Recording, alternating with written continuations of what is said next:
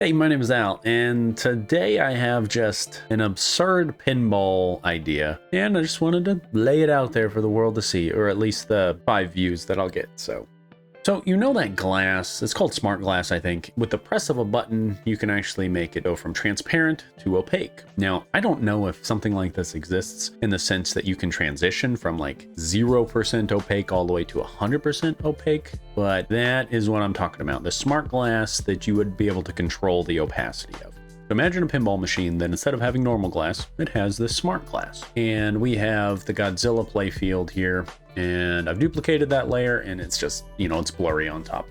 So imagine there is like a Frozen theme, not Frozen, the Disney movie, but just some sort of freezing thing, some weather thing. The very first thing that you could do with this glass is an awesome tutorial. So imagine everything that's frosted, and the game would be able to say, like, unfrost different parts of this and say, hey, there is a shot right here that you can hit that flipper, and then the ball is going to whip around this way.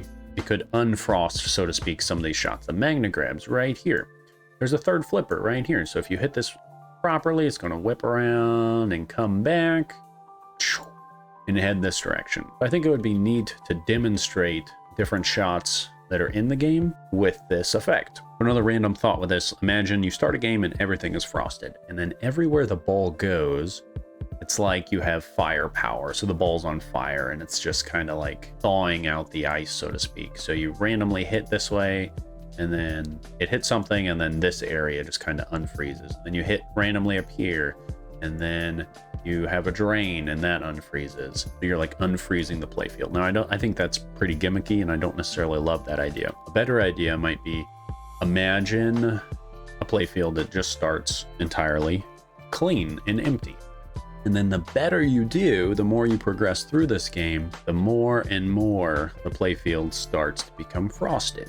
So it's making it more and more challenging to the very end. Or I guess it could be the other way, right? You're progressing through the game and eventually it unfrosts. So tied to that idea, imagine that the game can adjust. Back in the day, there was Left 4 Dead. It was a video game and it was awesome, but it had what's called the director, and it was just this AI system that would change the game based on your choices in the game. So example, if you were hunkered down and not moving a whole lot, they would send in the Charger, which is a zombie that would come in and smash and break apart your team basically to force you to move to a new location. I think something like that would be pretty dope if the game knows, oh yeah, you're just doing super well and your play field is really cleared up. It could come in here and say, oh yeah, you're doing way too well, so let's go ahead and freeze off parts of the play field that are important, something like that. And then, oh, he's doing better and better, so let's come in here and then freeze this part and this section, and be selective to make the game possibly more challenging for you. And another portion of this might be, imagine you have a friend sitting right next to you and you're the one who's playing. Your friend can download the app and then he'll get currency based on how well you do. So if you are killing it, he's going to get a lot of currency. What he can do is he can come in here and let's say like the Magna Grab costs 100 coins or whatever. He can come in here and then block off that portion of the game,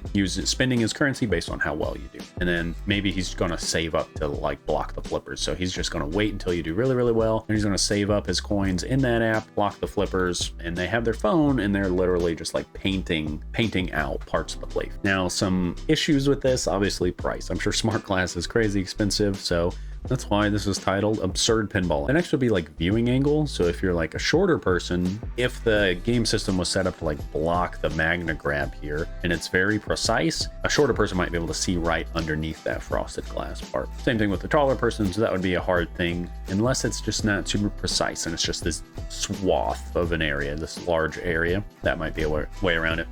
The other thing, the ball might just get way too lost under there and it might not be fun. I know it's wild, wacky, crazy. I know it'll never happen, but it's fun to do these, just trying to think outside the box with a pinball machine, play around with some ideas. Let me know what you think in the comments below.